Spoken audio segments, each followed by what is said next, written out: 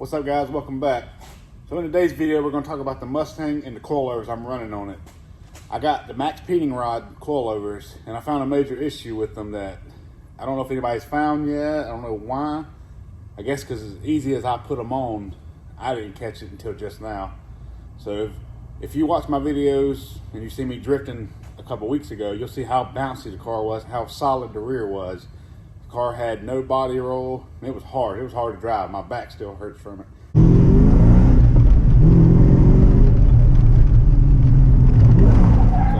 So basically what I did is I started hearing a bumping noise in the right rear.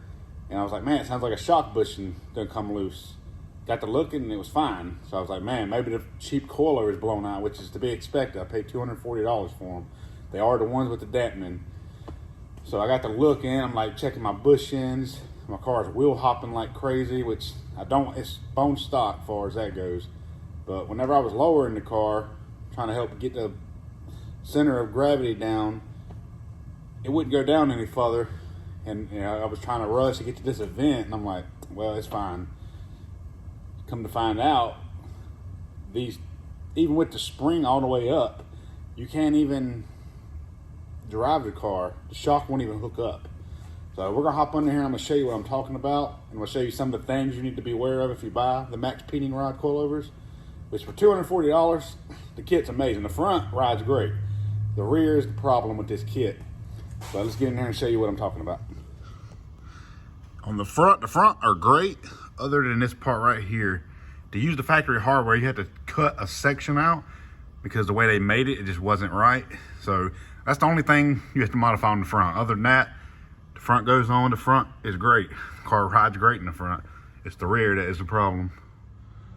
So here we are. Basically, you can see the spring and adjuster. I got the car as high as it can possibly go with this set. And you see how long the shock is. This thing screws on to the body of the shock, but I got it all the way on as far as it'll go. And basically the shock's just too long. Before, on the ride height, I had this thing about halfway down on the sleeve. And I mean, the car was a little lower than it is now, but the shock was holding the car up. Like the bump stop up top, like you can hear the noise in this shock. This is the noise I've been hearing since the last event. It's blown out. But I'm gonna show you right here. The car's high as it'll go. I'm gonna push the shock up as far as it'll go. That's as far as the shock will go up. So that means if you wanted to lower the car, you wouldn't be able to because of the shock, which is kind of ridiculous. I feel like if Maxpeedingrod would have, I mean, it says focus on performance, but if they would have focused on this shock and made it shorter, this kit would have worked great. Same on this side. But what I'm actually gonna do now, I'm gonna show you what the ride height is with the spring all the way up. I might come down just a little bit because the shock I'm gonna use to get through this next event. The next event is in 2 days. I don't have time to order anything. The only thing I could do to make these shocks work, which I would have if this one wouldn't have been blown, I'm gonna try to get a replacement. But this is your shock mount that bolts up. If I could somehow just fabricate up another bracket to drop it, I mean, I don't really want to drop it that far down, but to make the kit work, I would. I mean, that's the only other option for this, unless they redesign this and make a shorter shock. If they was to make, because everything I see on these things, the back bounces like crazy. That's everybody's complaint. It's because of these. You know, I would adjust the dampener and we would joke because I was like, well, it doesn't do nothing. Maybe it's just a knob that turns for nothing. The front works, the rear doesn't. So I'm gonna show you the ride height. I'm actually gonna come down. I'm gonna show you what my solution for now. As you can see, this is what the spring as high as it'll possibly go. Because the car's about factory height right there, maybe a little lower. But as you can tell, the front, that's where I got the front. I actually raised the front up. If you watch my video, you'll see my car was a little lower at the last event. And I raised it up because it was basically I was rubbing on everything and the car just didn't really want to handle very well with the front so low. I mean, it looks cool, but I'm actually going to bring it. I might even bring that up just a little bit. It actually rides a lot better like that. But I definitely want to bring the back down just a little bit. But with the shock I'm getting for it, it's going to work great. The factory shock is also too long for this. It's better than the Maxpeedingrod, but it's still a little too long to work. So what I got for it is I ordered a set of 98 Chevy Tracker shocks for the rear. And they're actually 11 1/4 fully compressed, and then 18.5 extended, which is within perfect range of what I got going on. So even if I drop the car down about an inch, it's tape measure. The shock I got off the Tracker is 18, let's just say 18 inches, fully extended. It doesn't look, it's about an inch shorter than the Maxpeedingrod, fully extended. But the thing with it is, it can be compressed to 11 inches basically. So I mean, that's way up in there, which is way more than what I have now. So I think it's gonna work perfect when I get the shocks. I'm gonna put them on and then I'll bring you back and show you. Also, if you like this kind of content and you wanna see me drift this, my buddy Anthony's got this car that we take. If you like this kind of content, subscribe. 95% of my viewers are not subscribers. So if you like this video, give it a follow, give it a like. Yeah. All right, so these are the shocks I'm gonna use. They're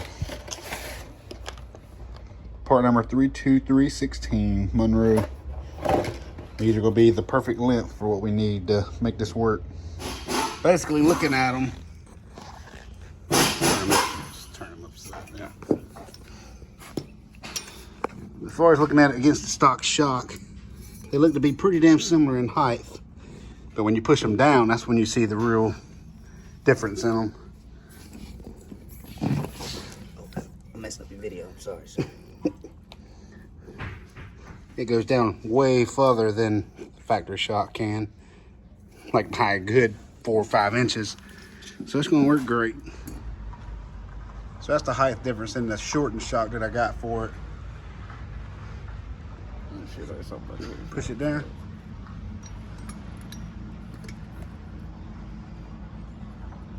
God damn. See how much shorter that is? And that's bottomed out on that. So that's gonna be a pretty big difference. So basically, if Maxpeedingrod would take and redesign this shock, make this body much shorter, this would be a great kit for a Mustang, because the front is absolutely amazing. Works great. The rear sucks.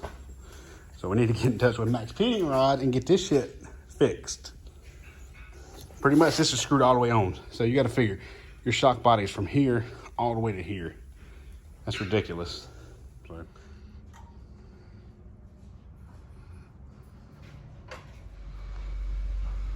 So I brought the ride height down just a little bit more. Let's see where this shock goes. Yeah, I adjusted this down just a little bit more. And even then, you can see how far away we are from actually hitting the shock. So it's got a good range that it can work in. So I'm gonna hook it up and go for a test drive. All right, so we're gonna go for the first drive. Already pulling out, it feels so much different and more bouncing. Man, that's such a big difference already. Like, I'm actually really happy with how that feels. I'm not bouncing all over the place anymore. I'll show you some in-car footage I didn't use for my last video.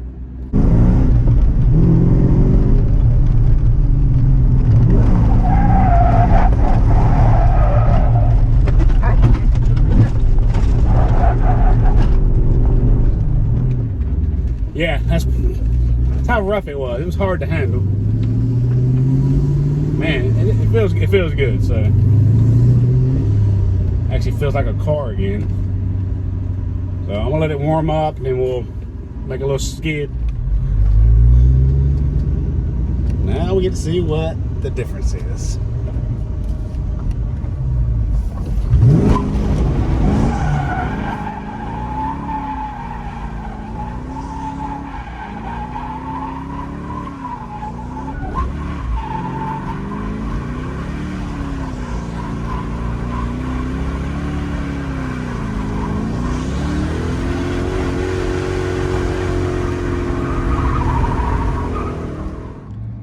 So this is the final ride height.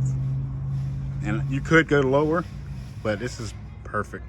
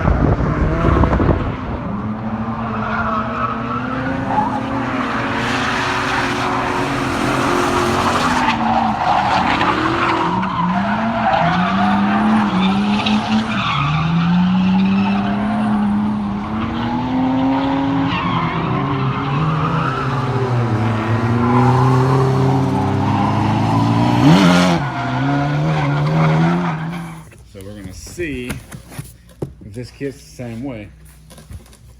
Looks like the same kit. That's the fronts. Thing looks nice. You will have to cut this off if you want to use your factory hardware.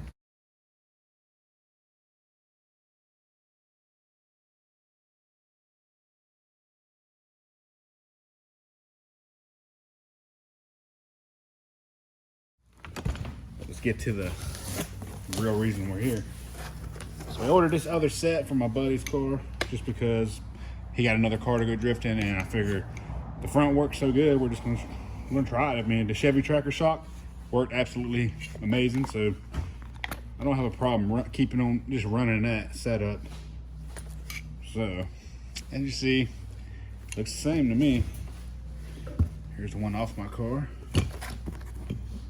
They are identical.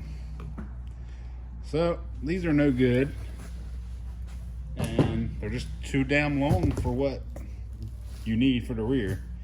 So if you order this kit, beware. You can use the damn 98 Chevy tracker shocks. Worked perfect. Last event went great. Car rides good. So keep that in mind if you order these cheap coilovers. This is another set straight from Maxpeedingrod, and same thing. So yeah, well, I guess we're gonna wrap this up. All right, so that's gonna do it for this video. Appreciate you watching. And yeah, I highly recommend the Maxpeedingrods. Whether you want to just have a lowered car or you want to go drifting. They work great for drifting. Drifting's very hard on them. And I've rode on for two events, and they've been fine. So even normal driving around town, driving on the street, they ride really well if you use a combination with the tracker shock and get rid of the rear. But yeah, I'll do a 6-month review maybe here in the next few months and just kind of give an idea of what they're doing, if they're working, if I need to upgrade. I definitely want to go with a set of field coilovers one day, but for right now, I'm just going to keep running these because they work. So appreciate you watching. Till the next one.